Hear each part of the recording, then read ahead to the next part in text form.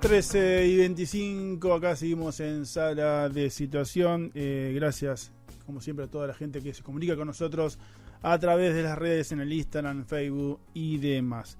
Estamos en comunicación con un amigo de la casa, con el señor Ariel Basile, que es columnista nuestro, periodista del diario Ámbito Financiero. Hola Ariel, ¿cómo estás? ¿Cómo estás, Guillermo? ¿Todo bien? Bien, bien, gracias. Como siempre, un placer escucharte. Bueno, una semana difícil, movida, el Congreso, incidentes, veto por doquier, mañana se anuncia el presupuesto, semana complicada.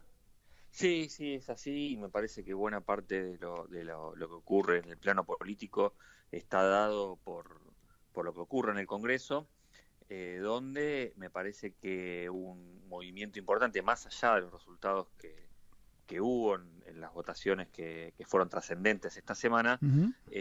un tema importante fue que hasta acá no había aparecido, es que el propio Javier Milei es el que se pone al frente de las negociaciones para intentar seducir a amigos, dialoguistas, bloques aliados y demás para poder tener victorias en el Congreso que, por lo flaca que es la fuerza de La Libertad Avanza, que tiene pocos diputados y pocos senadores, Uh-huh. por sí mismo no podía lograr. La reunión que tuvo esta semana, a principio de la semana, con los diputados radicales fue central para lo que ocurrió después en la Cámara de Diputados, que es la posibilidad de haber blindado el veto que había hecho a la reforma jubilatoria, que implicaba un aumento en las jubilaciones. Finalmente, después de haber dialogado con algunos radicales y haber permitido mejor dicho, inducido a que puedan cambiar el voto. Recordemos que además la reforma jubilatoria era un proyecto redactado por el radicalismo. Sin embargo, hubo radicales que votaron cuando fue la ley a favor, y ahora que estuvo el veto en discusión, votaron a favor del veto, es decir, en contra de la ley que habían votado originalmente a favor, es decir, dieron vuelta al voto. Lo mismo hicieron algunos diputados que están en el bloque de Innovación Federal, que está ligado a gobernadores de Río Negro, de Salta y de Misiones, que habían votado a favor de la ley, y en esta segunda oportunidad, cuando se trató el veto, se abstuvieron. En esto fue clave, ¿no?, el rol de Milei como negociador en el medio de una semana donde había arrancado Guillermo Franco internado por un cuadro gastrointestinal, que lo corrió de esa negociación, donde Santiago Caputo empieza también a tener algunas miradas que lo cuestionan internamente, donde no todos lo terminan validando. Ahí fue donde Milei se puso al frente, consiguió que los diputados radicales dieran vuelta al voto, consiguió algunos favores desde las provincias y pudo blindar el veto. La verdad que fue importante esa movida para el presidente, porque supuestamente le afectaba en el terreno de el equilibrio fiscal que está buscando. Si bien, bueno, ya lo hemos hablado, hubo algunas otras medidas de beneficios a bienes personales, por ejemplo, que impactan un sector de mayor riqueza de la población, que por otro lado son beneficios fiscales que en esa cuenta le dan negativa, digamos. O sea, por un lado da beneficios fiscales que le dan un 0,4 del PBI, por otro lado se niega ese mismo 0,4 del PBI que hubiese implicado este aumento a las jubilaciones. Pero no se terminó ahí, digamos. Fue una victoria que ocurrió el martes, y el miércoles ya los cañones apuntaron al Senado, donde ahí sí, ¿no?, el gobierno la tiene más complicada, porque tiene muy pocos senadores, donde el peronismo está prácticamente a tiro de alcanzar la mayoría, tiene 33 de senadores propios de los 37 que se necesitan para tener la mayoría propia, con lo cual siempre con algunos aliados circunstanciales, siempre está muy cerca. ¿Qué es lo que pasó el miércoles? Bueno, por un lado se aprobó el tema del financiamiento educativo, ¿no?, que va a impactar en las universidades, y en lo cual ya Milei anunció que también lo va a vetar. Y eso es un veto tan impopular como el de los jubilados, pero que tiene otro condimento, que es, recordemos, en abril, cuando fue la marcha universitaria, fue tal vez la única vez donde Milei tuvo que dar marcha atrás, ¿no?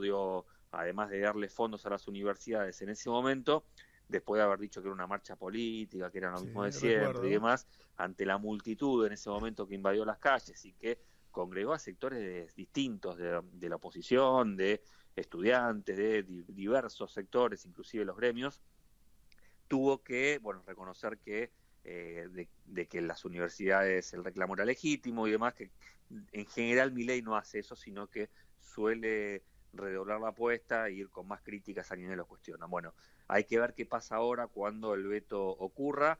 Difícilmente, ya después de lo que ocurrió con la reforma jubilatoria, haya un escenario en el cual la oposición logre juntar los 2/3 de las dos cámaras, porque ya lo vimos ahora con la reforma jubilatoria, el argumento es el mismo, es fiscal, con lo cual seguramente el veto que haga Milei de esa financiamiento a las universidades corra la misma suerte.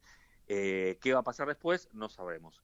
Después, el otro tema importante que hubo, además de que se votó la boleta única impresa para las elecciones de 2025, que contó con apoyo no solamente de la Libertad Avanza, del PRO, del radicalismo, bueno, es un sistema electoral que veremos en los cuartos oscuros del 25, si es que se termina de aprobar, porque tiene que volver a diputados con cambios.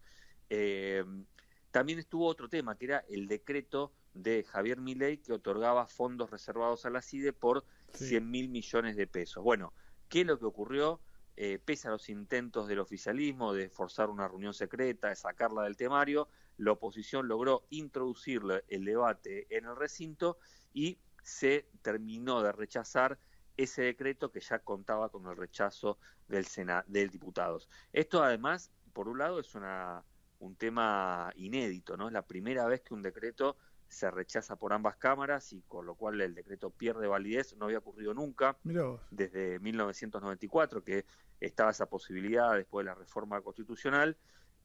Por otro lado, el gobierno también quedó diciendo, bueno, tecleando, ¿no? Porque por un lado va a tener que devolver esos fondos que en realidad ya están ejecutados, hay que ver cómo es que lo va a devolver. En el medio hubo una discusión muy grande donde el gobierno dice que Argentina hoy es posible blanco de algún tipo de accionar de grupos terroristas, entonces que es una irresponsabilidad. Bueno, después la oposición retruca con que no hace falta que sean reservados, que puede estar en el presupuesto, que hay otras modalidades, y también le retrucan que fue el propio Milei con su alineamiento casi incondicional a Israel, por ejemplo, el que puso a Argentina en una situación de ese posible blanco de ataques terroristas.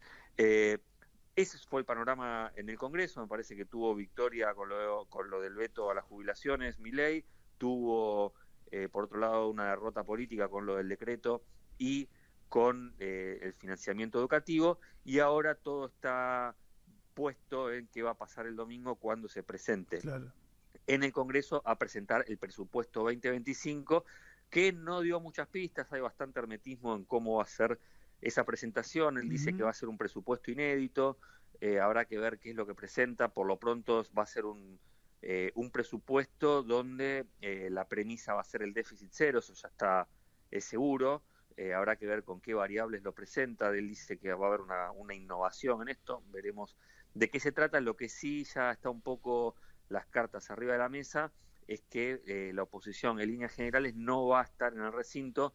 Sí va a estar, por supuesto, todos los diputados y senadores de la Libertad Avanza, lo mismo lo del PRO, y también, bueno, los que forman parte de la Comisión de Presupuesto y Hacienda, que tiene que estar obligatoriamente porque es ante ellos, ante quienes se presenta ese presupuesto, porque después ese proyecto ingresa por esa comisión, con lo cual es el inicio del trámite formal. Habrá que ver qué nos trae Milei mañana. Este domingo. Claro. Sí, mañana mismo a las 9 ¿será de la noche. cadena nacional, Ariel? ¿Cómo? ¿Será a través de una cadena nacional? ¿Sabés qué? Entiendo que sí, entiendo que va a ser a través de cadena nacional. La verdad que no lo tengo chequeado, pero lo vamos a ver seguramente. Sí, dicen que, al menos escuché por ahí que piensa hacer a través de una cadena. Naturalmente el Congreso le es esquivo, no creo que en esta oportunidad sea distinto. El proyecto va a tener bastante discrepancia seguramente. Mirá, por un lado te confirmo que sí, que hay cadena nacional mañana, ya está confirmado. Por otro lado, en cuanto al presupuesto, habrá que ver, ¿no? La oposición, por un lado, del peronismo ya tomó una postura muy clara, en el sentido de que se opone, te diría, a prácticamente todo lo que haga el gobierno. Ya tomó ese rol opositor claramente, a diferencia de otros partidos que se están debatiendo de si acompañan, si no acompañan, de cómo acompañan, inclusive cómo los bloques no se pueden mantener con una posición conjunta, que es lo que no está ocurriendo prácticamente en ningún bloque, ¿no? Porque ni siquiera el PRO puede mantener por momentos posturas unificadas. Después, bueno, habrá que ver qué presenta, ¿no? Por qué recursos otorga educación, qué recursos otorga a la obra pública, que es uno de los grandes pedidos de las provincias.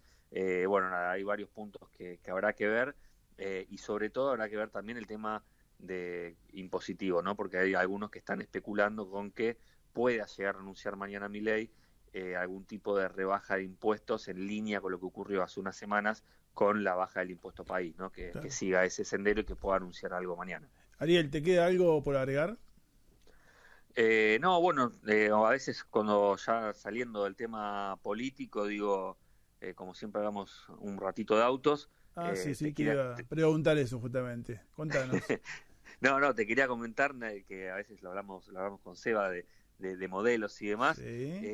Estoy con la Kangoo eléctrica. Qué la Kangoo E-Tech 100% eléctrica. La verdad que es para, no sé si alguna vez manejaste un auto eléctrico, pero no. Es para experimentarlo, ¿no? Tiene en este caso una autonomía de 300 kilómetros, bueno, aparte si te necesitas llevar algo, capacidad de carga 800 kilos, pero además lo interesante es que en 27 minutos puedes hacer una carga rápida que te permite circular hasta 170 kilómetros, y la verdad que es excelente, ¿no? Porque es un andar sin ruidos, es un andar al que no estamos acostumbrados, con potencia inmediata, la verdad que te lo recomiendo, si querés conocer más en Renault.com.ar, ahí tenés todos los detalles. Perfecto. Bueno, es una modalidad que en el resto de los países se está haciendo mucho, los autos eléctricos. Ojalá que sea masivo también aquí en Argentina. Ariel, gracias. Exacto. Como siempre. Un abrazo grande, Guillermo. Pasó por Sala de Situación nuestro columnista habitual de Sala, Ariel Basile.